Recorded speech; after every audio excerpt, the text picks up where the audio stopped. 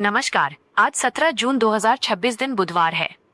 आइए नजर डाल लेते हैं मध्य प्रदेश की बड़ी और जरूरी खबरों पर।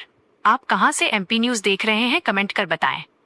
मुख्यमंत्री डॉक्टर मोहन यादव ने मध्य प्रदेश में साइबर सुरक्षा को मजबूत बनाने की दिशा में बड़ा कदम उठाते हुए राज्य के पहले cyber security research Jong action की स्थापना की घोषणा की है। भोपाल में आयोजित राज्य स्तरीय परामर्श कार्यशाला strengthening cyber security frameworks for state data के उद्घाटन अवसर पर मुख्यमंत्री ने कहा कि डिजिटल युग में डेटा सबसे मूल्यवान संपत्ति बन चुका है और उसकी सुरक्षा किसी भी राज्य तथा राष्ट्र की प्राथमिक जिम्मेदारी है। उन्होंने कहा कि सुरक्षित डेटा ही सुरक्षित राष्ट्र की आधारशिला है। मुख्यमंत्री ने बताया कि महू में स्थापित होने वाला ये केंद्र military college of telecommunication engineering और विभिन्न शैक्षणिक संस्थानों के सहयोग से संचालित किया जाएगा। यह केंद्र साइबर सुरक्षा अनुसंधान, तकनीकी नवाचार, डिजिटल सुरक्षा समाधान और कौशल विकास के क्षेत्र में महत्वपूर्ण भूमिका निभाएगा।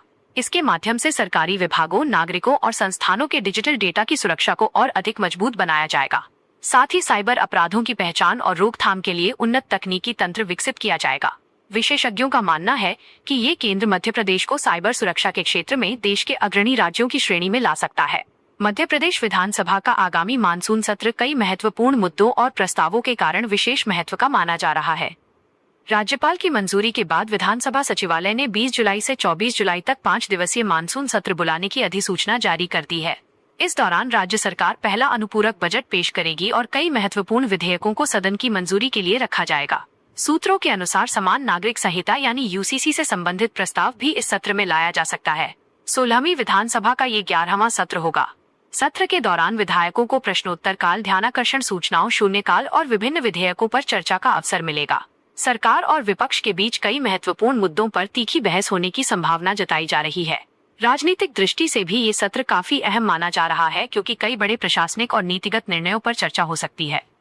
मध्य प्रदेश और छत्तीसगढ़ के बीच राज्य विभाजन के 26 वर्ष बाद भी पेंशनर्स की महंगाई राहत का मुद्दा पूरी तरह नहीं सुलझ पाया है। हर बार महंगाई राहत बढ़ाने के निर्णय के बाद लाखों पेंशनर्स को छत्तीसगढ़ सरकार की सहमति का इंतजार करना पड़ता है, जिससे भुगतान में देरी होती है। अब मध्य प्रदेश सरकार ने इस समस्या का स्थायी समाधान निकालने की दिशा में कदम बढ़ाया है। वित्त विभाग ने छत्तीसगढ़ सरकार को पत्र लिखकर स्पष्ट किया है कि दोनों राज्यों के कर्मचारियों और पेंशनर्स का विभाजन पूर्ण हो चुका है, इसलिए हर बार आपसी सहमति लेने की आवश्यकता नहीं रह जाती। मध्य प्रदेश ने प्रस्ताव दिया है कि छत्तीसगढ़ सरकार इस विषय पर स्थायी सहमति प्रदान करे, ताकि बार बार होने वाला पत्राचार समाप्त हो सके। यदि इस प्रस्ताव पर सहमति बनती है तो लाखों पेंशनर्स को महंगाई राहत का लाभ समय पर मिल सकेगा और वर्षों से चली आ रही प्रशासनिक जटिलता समाप्त हो जाएगी।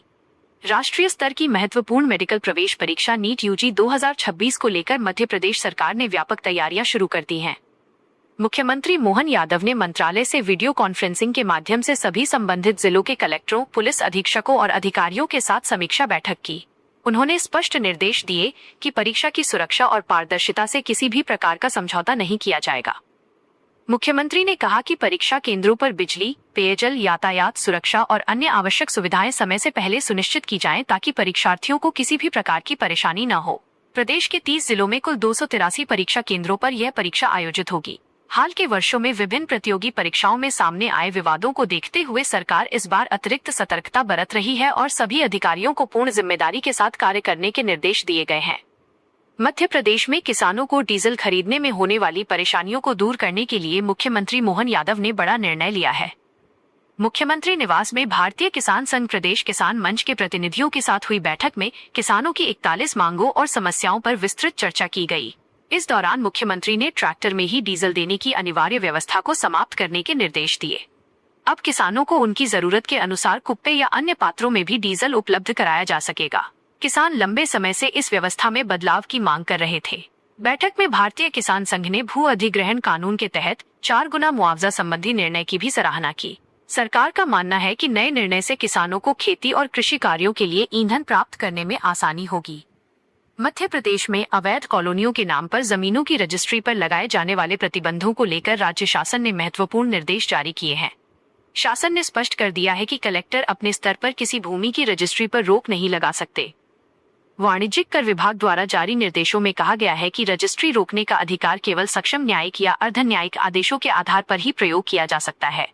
कई जिलों में अवैध कॉलोनाइजेशन के आधार पर भूमि की खरीदी, बिक्री और रजिस्ट्री पर अनिश्चितकालीन रोक लगा दी गई थी, जिसे नियमों के विपरीत माना गया है।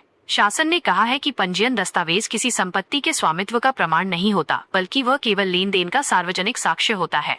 नए निर्देशों के बाद जमीन संबंधी मामलों में प्रशासनिक प्रक्रिया और अधिक स्पष्ट होने की उम्मीद है। भोपाल में भारतीय जनता पार्टी के मंडल और जिला स्तरीय प्रशिक्षण वर्गों की समीक्षा बैठक के दौरान संगठनात्मक कार्यों को लेकर नाराजगी देखने को मिली। बैठक में मुख्यमंत्री डॉक्टर मोहन यादव, प्रदेश अध्यक्ष हेमंत खंडेलवाल और अन्य वरिष्ठ नेता उपस्थित रहे। प्रदेश प्रभारी महेंद्र सिंह ने प्रशिक्षण वर्गों में अपेक्षित संख्या में पदाधिकारियों और कार्यकर्ताओं की अनुपस्थिति पर चिंता जताई। उन्होंने कहा कि कई जिलों ने ऑनलाइन उपस्थिति पत्रक तक जमा नहीं किए और प्रतिभागियों से लिए जाने वाले शुल्क की राशि भी निर्धारित समय पर जमा नहीं कराई गई। उन्होंने संगठनात्मक अनुशासन और जिम्मेदारी पर जोर देते हुए कहा कि मध्य प्रदेश भाजपा हमेशा संगठनात्मक मजबूती के लिए जाना जाता है और इस प्रकार की लापरवाही स्वीकार नहीं की जा सकती।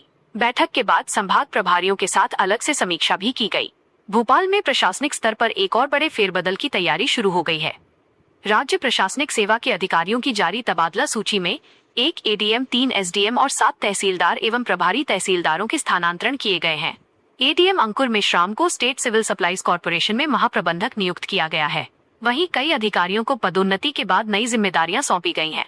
प्रशासनिक हलकों में माना जा रहा है कि यह फेरबदल आगे और भी व्यापक रूप ले सकता है। राजधानी में नए अधिकारियों की नियुक्ति और कुछ महत्वपूर्ण पदों के रिक्त होने के कारण प्रशासनिक व्यवस्था में नए बदलाव देखने को मिल सकते हैं। देश विरोधी गतिविधियों और कथित आतंकी नेटवर्क से जुड़े मामले में गिरफ्तार आरोपियों के खिलाफ जांच तेज हो गई है। विशेष न्यायाधीश की अदालत ने आरोपी मोहम्मद फराज को 14 दिन की न्यायिक हिरासत में जेल भेजने का आदेश दिया है, जबकि दूसरे आरोपी नईम अब्दुल्ला को 4 दिन के लिए एटीएस रिमांड पर सौंपा गया है। एटीएस ने अदालत को बताया कि मामले की जांच अभी प्रारंभिक चरण में है और आरोपी से आतंकी नेटवर्क, डिजिटल संपर्कों, विदेशी कनेक्शन तथा अन्य संदिग्ध गतिविधियों के संबंध में विस्तृत पूछताछ की जाना है। जांच एजेंसियां यह पता लगाने का प्रयास कर रही हैं कि आरोपियों के संपर्क किन लोगों और संगठनों से जुड़े हुए थे तथा क्या इस नेटवर्क के अन्य सदस्य भी सक्रिय हैं। मध्य प्रदेश में मानसून पूर्व मौसम गतिविधियां लगातार सक्रिय बनी हुई हैं। भोपाल, सीहोर, रायसेन, सागर, श्योपुर, मंडला, बैतूल, रीवा, सतना और अन्य कई जिलों में तेज आंधी और बारिश का दौर जारी रहा। सीधी जिले में सबसे अधिक करीब 1 इंच वर्षा दर्ज की गई।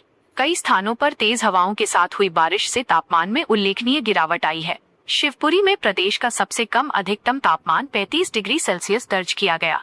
वहीं भोपाल सहित अधिकांश बड़े शहरों में भी गर्मी से राहत मिली। मौसम विभाग के अनुसार आने वाले दिनों में भी प्रदेश के कई हिस्सों में आंधी, बारिश और गरज चमक की गतिविधियां जारी रह सकती हैं, जिससे लोगों को भीषण गर्मी से राहत मिलने की संभावना है।